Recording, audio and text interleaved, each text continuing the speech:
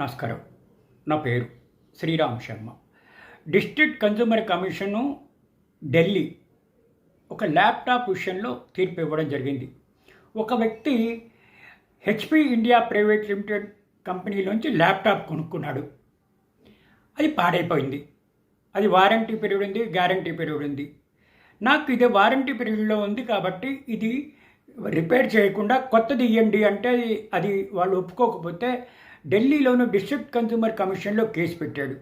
Case పెడితే ఇరుపక్షాల వాదనలు వినిన తర్వాత ఇది కోర్టు కంక్లూజన్కి డిస్ట్రిక్ట్ కన్జ్యూమర్ కమిషన్ కంక్లూజ్ వచ్చిందంటే ఇది కేవలము హెచ్పి ప్రోడక్ట్స్ అమ్మిన వాళ్ళదే డిఫెక్ట్గా ఉంది కాబట్టి 20,000 రూపాయలు నష్టపరిహారం 30 రోజుల లోపల ఇవ్వాలి. అది కాకుండా 5,000 రూపాయలు మెంటల్ హెరాస్మెంట్కి, అది కాకుండా కోర్టు ఖర్చులు ఇవ్వాలని Kiran Rastogi versus HP India private limited కేసులో తీర్పు ఇవ్వడం జరిగింది.